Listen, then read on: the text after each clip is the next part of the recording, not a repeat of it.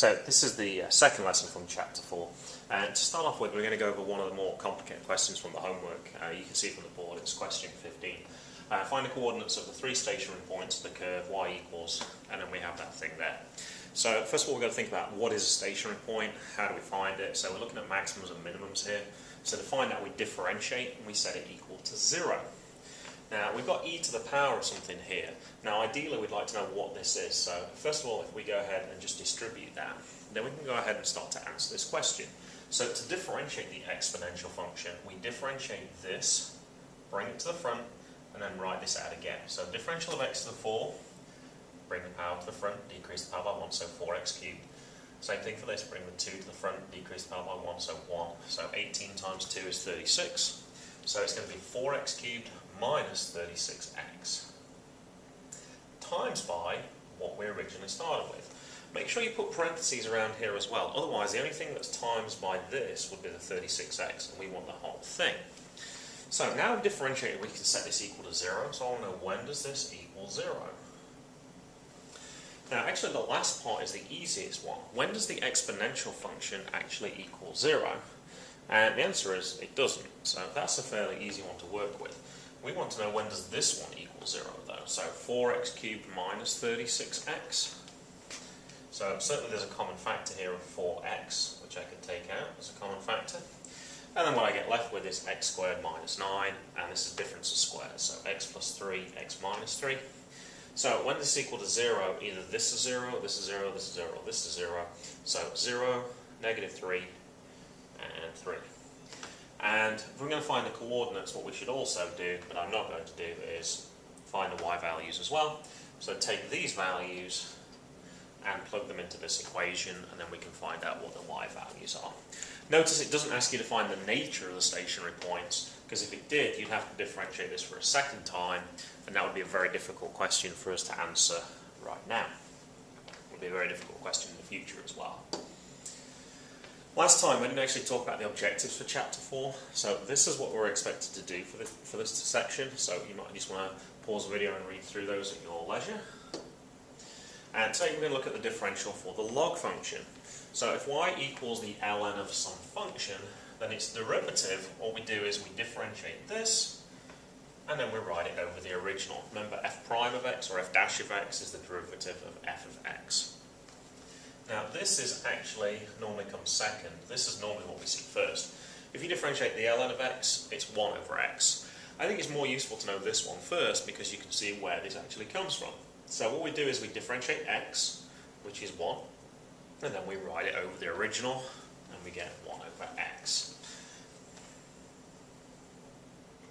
Now, if we've got more complicated questions, we could try to do this by the chain rule. We know how to differentiate this, 3x to the 4 plus 7 over 5. We know how to do that using the chain rule, and then we could write it over the original, but that's quite complicated. Also, remember for our logs, we know some rules of logs. The log of something raised to a power, we can bring the power to the front. And that's actually what's going to make this question a lot simpler, and that's why we're going to do it this way. So rules of logs are very important for being able to simplify problems, and this one in particular. Now, if we're going to differentiate this, when we differentiate this, we're going to use this rule up here. We're going to differentiate this, and then we're going to write it over the original, and then there'll be no ln anymore, notice in my answer. So differential of 3x to the 4, bring the 4 to the front, so it becomes 12, 3 times 4. Decrease the power by 1, so it becomes 3, so this will be 12x cubed.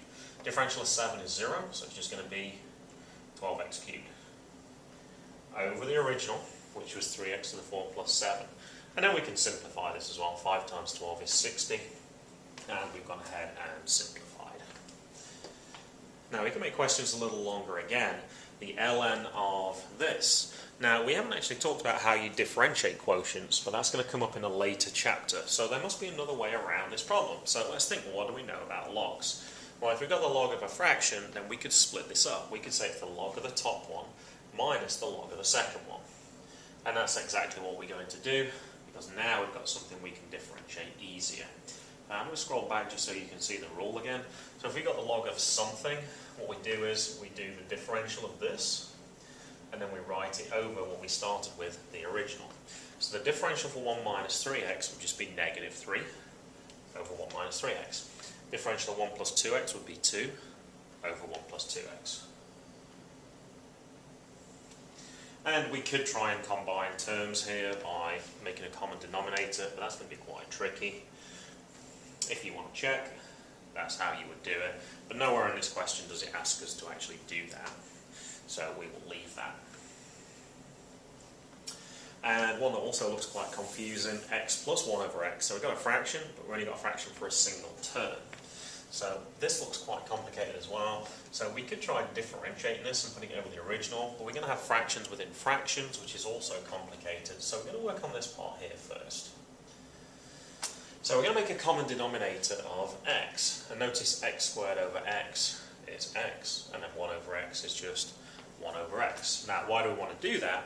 So we can use the same idea we used in the previous example. We can say it's the ln of the first one minus the ln of the second one. Now we can use our rule for differentiating. So the differential of x squared plus 1 is 2x. So 2x over x squared plus 1. And the ln of x, you can say the differential of x is 1, write it over the original. ln of x is one you're supposed to remember, so you can write it down straight away. And we have differentiated. And just like the last problem, if we really wanted to, we could try and make a common denominator and simplify. And if we did, we would end up with this here. Nowhere in this question does it ask us to do that, so that's there really, just so you can see what you could be asked to do possibly. Okay, that should be the examples that you need to be able to go ahead and complete the assignments for this first lesson, for the second lesson.